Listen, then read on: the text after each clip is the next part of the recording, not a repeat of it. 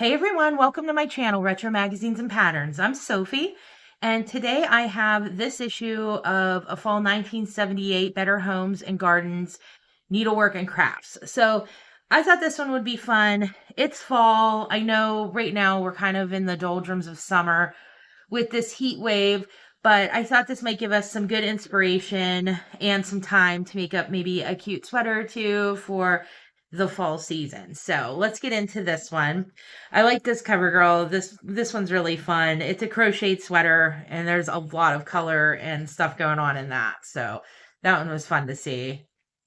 Gives me hope for what we're going to find in here. And I know I have flipped through this one a little bit beforehand, so there are some really cute ideas in here, and actually quite a lot. So here we have an ad for all these really cute like crewel embroidery pieces. Those are really fun. I actually just got one I ordered online. It's a vintage crewel piece, and I'm kind of excited to work on it. I'll show you guys when I get it because I like the picture a lot. So here we have an article on how to run a bazaar, which is kind of cool. I'm not really sure what the differences might be from then to now. I'm sure there's a lot of differences, but it's interesting. I'm sure there's also a lot of similarities. And that continues to here. It doesn't say if it continues on, but we'll probably see. So we have an ad here. This looks like for some yarn, Savona yarn. I'm not familiar with that one. Okay, so they have like a fun article here on pressed flower art. So that's kind of cool. Let me move this over just this. There we go. So I don't know if anybody does pressed flower art. My kids actually just pressed some flowers a few weeks ago. They had a lot of fun with it.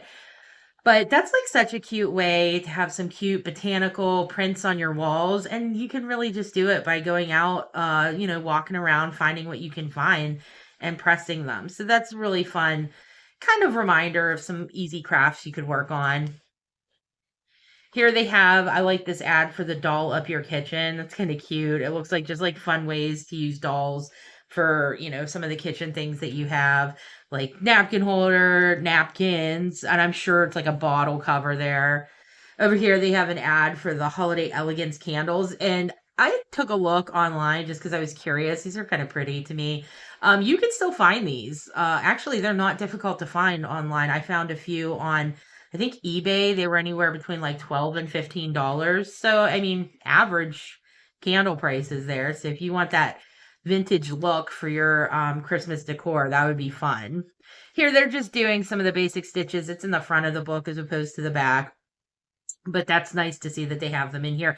I was recently working on a pattern in one of these old vintage magazines, and I wasn't sure of the abbreviation. So I was really glad to have the stitch definition from the magazine so that I could get confirm that I knew what the stitch actually was. I like these Mary Maxim catalog ads. This is fun with these cute little Sesame Street slippers there. The Big Bird does not look a thing like Big Bird. I did look online to see if I could find some of these American Craft Book Guild because some of these patterns are really neat, but wasn't really able to find much on that one. I know I've seen a bunch of these Quilt World magazines, but again, I don't do a lot of quilting, so I don't really collect them very much. At least not yet. Okay, so here we're getting into some of the really fun pieces that they have in the magazine. So there's a lot of folk art inspired patterns and crafts in here, which I think is really fun. I love folk art. So here we have this, I'm not sure if this is I think they're called Sontags, just like a shawl or a wrap, but it's really cute. And I like the pattern on it. And then here we have this crocheted, they call it the rustic crochet pillow. That's really fun. Those look like they would be fun to work on and look really cute in a folk art inspired decor. And here they have some weaving, this vest here, and then this tunic that's knit, and that's really fun. That's a lot of colors on the border there. So we have these little farm animals, these wooden farm animals. That's really cute. said the people of Poland, to the people of Poland, the animals of farm and forest have special appeal. And we have Polish and Ukrainian in our family. And so Ukrainian folk art was actually really big in my family. My father, my grandmother, my great grandfather, they did a lot of embroidery on like clothing, and they worked on those pasanki eggs, the Ukrainian Easter eggs. We had those in the house growing up. So I think that's probably somewhat where my love of folk art comes from. Here we have Norwegian rosemalling. So you can see all these really pretty hand painted pieces. And I don't know about you guys, but I really love this folk art stuff. I'd love to know what you guys think about it, because to me, I just think it's so beautiful. It's simple, but it's not, in my opinion. You look at it and it has a really kind of bold appearance, which I think in essence feels simple, but then you see all the little detailing around it, and that's just what makes it pop. It makes it, I think, so interesting. So here we have some old country embroidery. These are really pretty. This little heart box here. They have the little like crewel thread, wool thread there. So here, this reminds me a little bit of the Ukrainian embroidery that I would see around my grandmother's house when I was growing up. I like this doll here. She's really cute.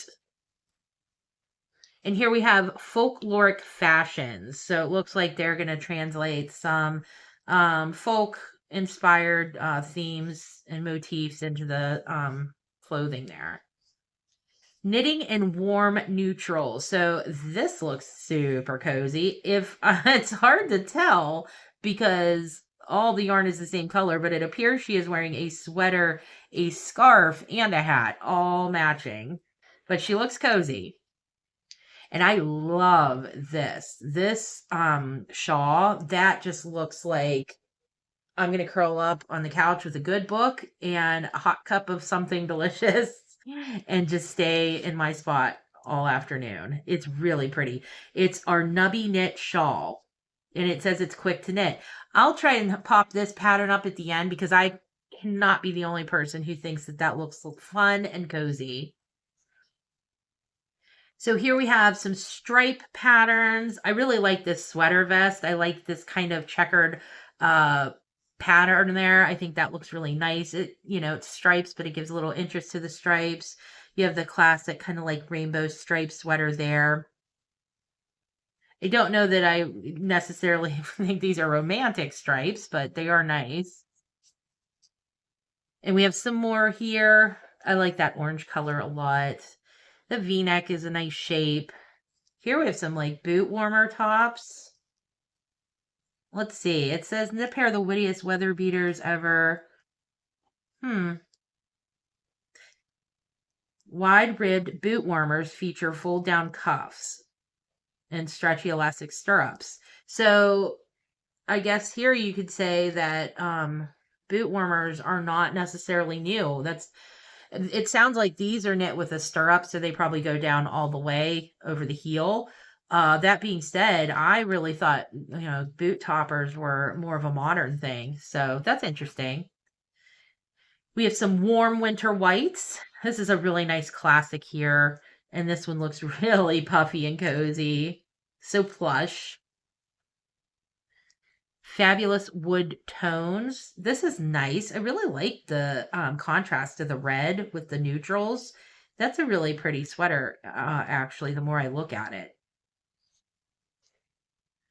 Big striped brights. So this is cute if you look at it up close. It almost has like a Mondrian type of appearance, like that window pane, primary colors. And then this piece right here, that looks like a nice chunky yarn, but that also looks like a fun casual piece to wear out. Sweaters for a country stroll. So we have this cute little outfit here, this really nice like men's sweater. And it does look like they're out for a nice country stroll in the fall with this mill in the back. And then we have the nice sweater matching hat over here. This guy over here, he reminds me of, I don't know if any of you remember the movie Superbad with McLovin, but he looks like McLovin would look 20 years on from the movie. So I like the texture on this. I think that looks just really cozy and comfortable. Not sweater, this skirt is really cute. It's like a layered look. I don't know that they put those in the instructions. We'll have to check, but that's really cute. And here we got nice little hat going on there, but this sweater down here looks really like a great pullover because it's got those wide sleeves. So really something that you could um pull over if you were cold. We have Crochet a Granny Square sampler. So this is really fun. This isn't going to be your typical all granny squares are the same size. This is just have fun, make some different patches and stitch them together. Crochet a rainbow. So it looks like this one is a classic granny square, but joined together with some rainbow stripes. Crochet a patchwork throw. It's another cute way to kind of master some stitches if you wanted. Just make all the squares the same size and put them together. Now here is more, it says crochet an old world heirloom. So this kind of gives you that folk art vibe again. They really like this floral Afghan. I'm gonna guess that this is maybe a Tunisian or Afghan stitch, possibly cross stitched on, but that's really pretty. Weaving from fiber to finish. So these look like, I don't know if these are considered dream catchers, if that's what they're thinking, or if it's just, weaving in a circular loom. But those are really cute if you like that kind of boho look. Indian accents. So this is some more weaving, as you can see right in here. I do have a really small loom. Um, I haven't really figured out anything specific that I would make with it, maybe aside from, I don't know, like a placemat or something. But if anybody out there does do weaving, I'd be interested to know what kind, like what it, I know there's all different kinds of weaving. But what kind of things do you make as well? Because I really am intrigued with weaving, but I don't really do a lot of it. And look at that's really pretty. Look at the texture on that. That really screams like early 80s to me. That's really nice. It says it's mock weaving. So this is probably something that you're just pulling a needle through instead of really weaving it, but still really cool.